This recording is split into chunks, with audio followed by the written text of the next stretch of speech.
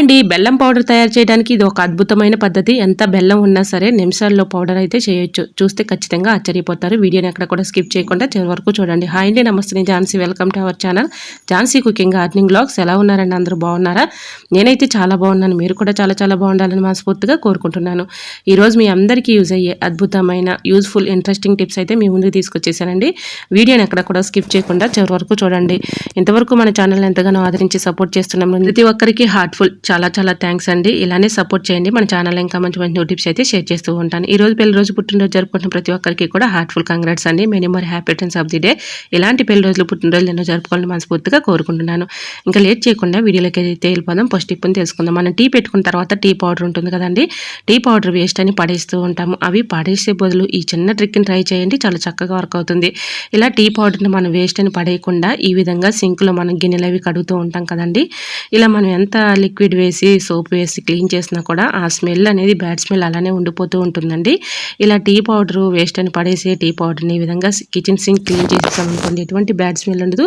వీటి ఘాటు స్మెల్కి బల్లులు కానీ బొద్దెక్కలు కానీ ఇలాంటివి రాకుండా ఉంటాయండి. సో ఇలా సింక్ కూడా మంచి స్మెల్ అయితే వస్తుంది. ట్రై చేయండి, చక్కగా మెరిసిపోతుంది అనమాట. టీ పౌడర్తో ఇలా క్లీన్ చేసుకోవడం వల్ల ఒకసారి ట్రై చేసి చూడండి, చాలా చక్కగా వర్క్ అవుతుంది. నైట్ టైంలో ఈ విధంగా క్లీన్ చేస్తే వీటి ఘాటు స్మెల్కి బల్లులు కానీ బొద్దెంకలు కానీ చిన్న చిన్న పురుగులు రాకుండా ఉంటాయి. ఇంకా సెకండ్ టిప్ని తెలుసుకుందాం.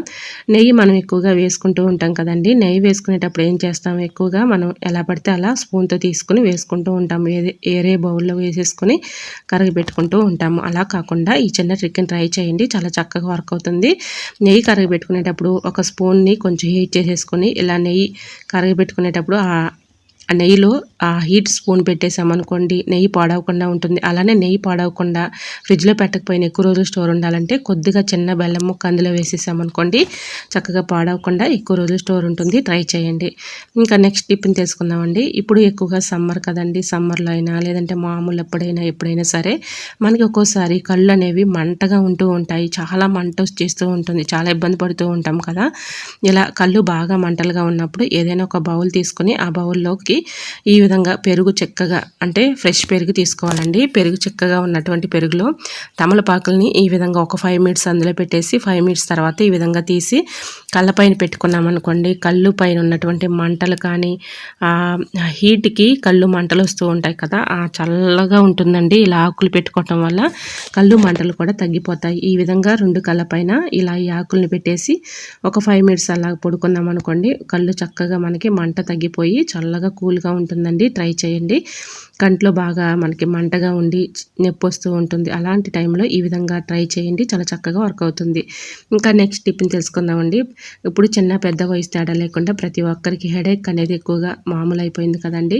జర్నీ చేసినా లేదంటే పిల్లలైనా కూడా చదువుకున్నా కూడా ఎక్కువగా స్ట్రెస్ వల్ల కూడా హెడేక్ అనేది వస్తూ ఉంటుంది. జర్నీ చేసిన హెడేక్ వస్తుంది, లేదంటే ఫ్యామిలీలో ఏదైనా ఇష్యూస్ అయినా కూడా ఎక్కువగా హెడేక్ అనేది వస్తూ ఉంటుంది. హెడేక్ తగ్గాలి అంటే ఎలాంటి హెడేక్ అయినా సరే ఇలా ట్రై చేయండి. ఇలాగ ఒక గుంట గెరటిని తీసుకోండి, స్టవ్ ఆన్ చేసుకొని గుంట గెరటిలో కొద్దిగా ఇలా కొబ్బరి నూనె వేసేసి అందులో ఒక కర్పూరం బెల్లం వేసేసుకొని కొంచెం ఈ విధంగా మెంతో ప్లస్ కానీ శాస్త్రీ బాంబు కానీ చెండు బాంబు కానీ ఏది అవైలబుల్గా ఉంటే అది ఈ విధంగా వేసేసుకొని ఇలా ఆ హీట్గా ఉన్నప్పుడే ఇలాగా మీకు ఎక్కడైతే 1 సైడ్ వచ్చినా 2 సైడ్ వచ్చినా ఈ విధంగా హెడేక్ ఎక్కడ బాగా వస్తుందో అక్కడ ఈ ఆయిల్ని అప్లై చేయటం వల్ల మనకి ఒక 10 మినిట్స్ లోపలనే చక్కగా హెడేక్ అనేది రిలీఫ్ అయిపోతుందండి. అంత చక్కగా వర్క్ అవుతుంది. ట్రై చేయండి.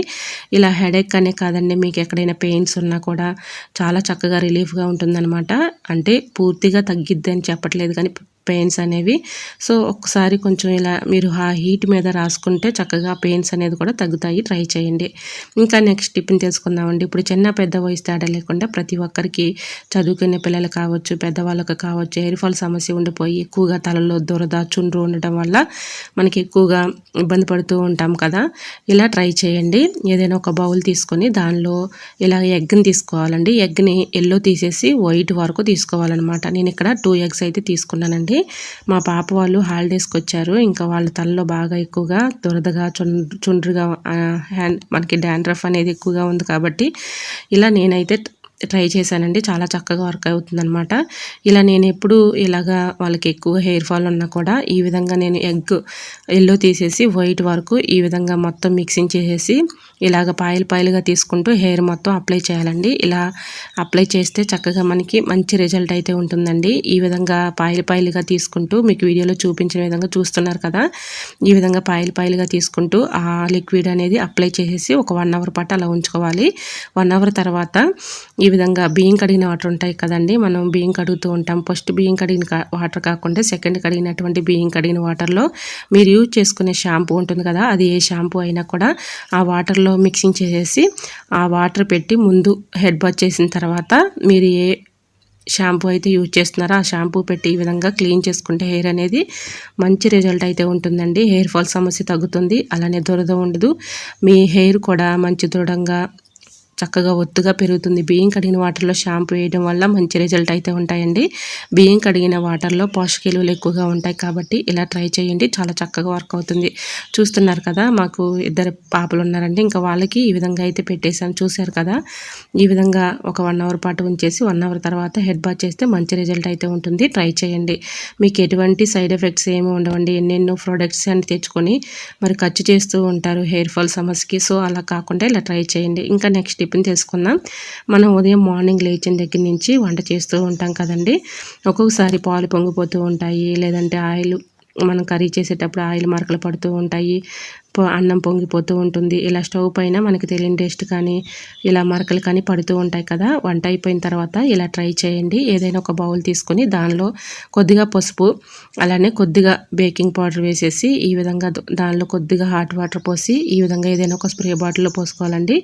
ఇలా స్టోర్ చేసుకుని పక్కన పెట్టుకుంటే చక్కగా ఇలా ఈ వాటర్తో మనం గ్యాస్ స్టవ్ని క్లీన్ చేసుకున్నాం అనుకోండి, మనకి తెలియని క్రిములు ఉన్న, డస్ట్ ఉన్న, బ్యాక్టీరియా ఉన్న అంతా కూడా తొలగిపోతుంది. ఎందుకంటే పసుపు యాంటీబయాటిక్ చాలా చక్కగా వర్క్ అవుతుందండి. ఎటువంటి క్రిములు ఉన్నా కూడా అది నాశనం చేస్తుంది. ట్రై చేయండి, చాలా చక్కగా వర్క్ అవుతుంది. ఈ విధంగా గ్యాస్ స్టవ్ అంతా కూడా ఈ విధంగా క్లాత్ పెట్టి క్లీన్ చేసేసామనుకోండి, చూడటానికి చాలా నీట్గా ఉంటుంది. వీటి ఘాటు స్మెల్కి బల్లులు కానీ బొద్దింకలు కానీ ఇలాంటివి రాకుండా ఉంటాయి. గ్యాస్ స్టవ్ కూడా చక్కగా క్లీన్ అవుతుంది. ఈ విధంగా నైట్ టైంలో కూడా కిచెన్ ఇలా సింకులో హోల్ దగ్గర కూడా కొద్దిగా స్ప్రే చేస్తే ఎటువంటి ఇబ్బంది అయితే ఉండదండి. బల్లులు బొద్దింకలు పారిపోతాయి. ట్రై చేయండి. ఇంకా నెక్స్ట్ టిప్ని తెలుసుకుందాం. ఇలా బెల్లం తీయాలంటే చాలా ఇబ్బంది పడుతూ ఉంటాం కదా. ఇలా బెల్లం పౌడర్ చేయాలంటే చాలా కష్టపడుతూ ఉంటాము, ఇబ్బంది పడుతూ ఉంటాము. ఇలా ట్రై చేయండి. ఇలా మనం ఒక్కోసారి ఫ్రిడ్జ్లో పెడుతూ ఉంటాం, బెల్లం బయట ఉన్నా కూడా గట్టిగా రాయిలాగా ఉంటుంది. చాకుతో తీయాలన్నా కూడా చాలా ఇబ్బంది పడుతూ కష్టపడుతూ ఉంటాము. అలా కాకుండా ఇలా ట్రై చేయండి, చాలా చక్కగా వర్క్ అవుతుంది.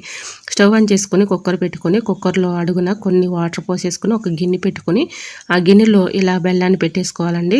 పైన విజిల్ ఏం పెట్టకుండా మామూలుగా మూత పెట్టేసి ఒక 5 మినిట్స్ అలా వదిలేస్తే ఆ హీట్కి బెల్లం అనేది కరుగుతుందనమాట. ఈజీగా ఈ విధంగా చాకుతో తీసేటప్పుడు మనం ఈజీగా పౌడర్ అయితే అవుతుంది. ట్రై చేయండి, చాలా చక్కగా వర్క్ అవుతుంది. చూస్తున్నారు కదా, ఇలా ఈ ఆవిరికి బెల్లం చక్కగా మెత్తబడిపోతుంది, ఈజీగా పౌడర్ అవుతుందండి. ట్రై చేయండి. ఐ హోప్ మరి ఈ టిప్స్ అన్ని మీకు నచ్చాయా? నచ్చితే ప్లీజ్ అండి చూస్తూ ఉండగానే చిన్న లైక్ చేసి మీ ఫ్రెండ్స్ అండ్ రిలేటివ్స్ షేర్ చేయండి. ఇంకా నెక్స్ట్ టిప్ని తెలుసుకుందామండి. ఇంకా టమాటాలు మనకి చాలామందికి కూడా మరి తొక్క అంటే ఇష్టపడరు కదా, అలాంటి వాళ్ళకి ఈ చిన్న ట్రిక్ని ట్రై చేయండి, చాలా చక్కగా వర్క్ అవుతుంది. టమాటా తొక్క సపరేట్ చేయాలి అనుకున్నప్పుడు ఈ చిన్న ట్రిక్ని ట్రై చేయండి, చాలా ఈజీగా తొక్క అనేది తీసేయచ్చు. ముందుగా టమాటాను శుభ్రంగా వాటర్లో క్లీన్ చేసి పైన ప్లస్ సింబల్లో ఇలా చాకు పెట్టి ఒక ఘాట్ లాగా పెట్టుకోవాలి. ఒక ఫోర్క్కి ఈ విధంగా టమాటా పెట్టేసి స్టవ్ ఆన్ చేసుకుని స్టవ్ మంట పైన ఈ విధంగా హీట్ చేసామనుకోండి, టమాటా తొక్క అనేది ఈజీగా వచ్చేస్తుంది. మన టమాటా ప్యూరీ కావాలన్నా, లేదంటే మనం ఫేస్కి పెట్టుకోవాలి అనుకున్నప్పుడు, తొక్కలు సపరేట్ చేయాలి అనుకున్నప్పుడు తొక్కని తీసేసి మరి ఆ గుజ్జును మాత్రం తీసుకోవాలి అనుకున్నప్పుడు ఈ ట్రిక్ చాలా చక్కగా వర్క్ అవుతుందండి. ట్రై చేయండి, చాలా చక్కగా వర్క్ అవుతుంది. ఈ విధంగా కాల్చిన టమాటాను మనం చట్నీ చేసుకోవాలన్నా కూడా తొక్క ఇష్టపడరు కదా, ఇలా ట్రై చేయండి, చాలా చక్కగా వర్క్ అవుతుంది. మరి ఈ టిప్స్ అన్నీ మీకు నచ్చాయా? నచ్చితే ప్లీజ్ అండి చూస్తూ ఉండగానే చిన్న లైక్ చేసి మీ ఫ్రెండ్స్ అండ్ రిలేటివ్స్ షేర్ చేయండి. ఈ టిప్స్ అన్నిటిలో మరి మీకు ఏ టిప్స్ అయితే యూస్ఫుల్గా ఉన్నాయో, ఏ టిప్స్ అయితే మీకు బాగా నచ్చాయి అనేది ప్లీజ్ అండి చిన్న కమెంట్ చేయండి. ఎందుకంటే మీరు కమెంట్ చేయటం వల్ల ఈ టిప్స్ మీకు యూస్ఫుల్గా ఉన్నాయా లేదనేది తెలుస్తుంది. సో వీడియో నచ్చితే ప్లీజ్ అండి చూస్తూ ఉండగానే చిన్న లైక్ చేయడం మాత్రం మర్చిపోవద్దు ఫ్రెండ్స్. ఓకేనండి, మరొక వీడియోతో మళ్ళీ కలుసుకుందాం. అంతవరకు by by, thanks for watching.